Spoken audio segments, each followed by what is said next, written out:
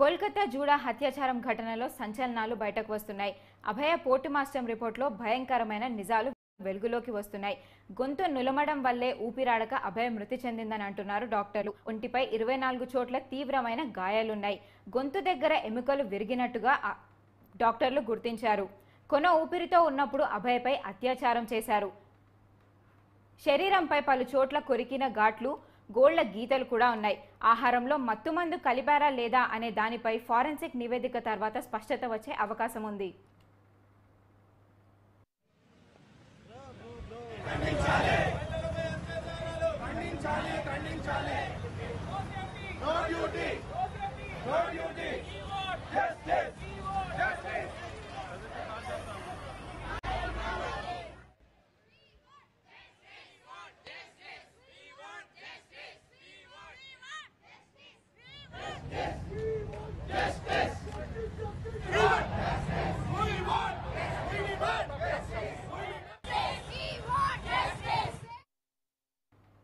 దీనిపై మరింత సమాచారం మా క్రైమ్ బ్యూరో చీఫ్ కృష్ణ అందిస్తారు. కృష్ణ, చెప్పండి.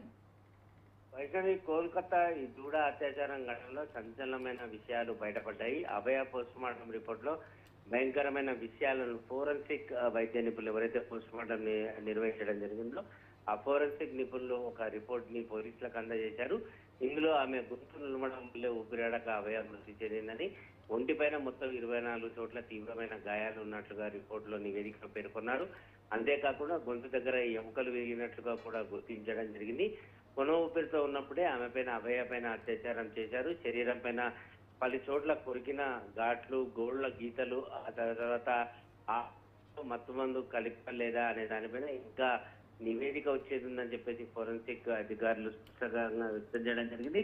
ఆమె పైన అత్యాచారం చేసి ఆమెను శారీరకంగా, మానసికంగా హింసించిన తర్వాతనే ఆమెను హత్య చేశారంటూ ఫోరెన్సిక్ నిపుణులు పోలీసులకు రిపోర్ట్ అందజేశారు. ఇక ఆహారం, మత్తు పదార్థం విషయంలో ఇంకా సమయం పట్టే అవకాశం ఉంది నివేదిక ఇవ్వడానికని చెప్పడంతో పోలీసులు ఇప్పుడు ఆ దిశగా కేసు నమోదు చేసి దర్యాప్తు చేస్తున్నారు.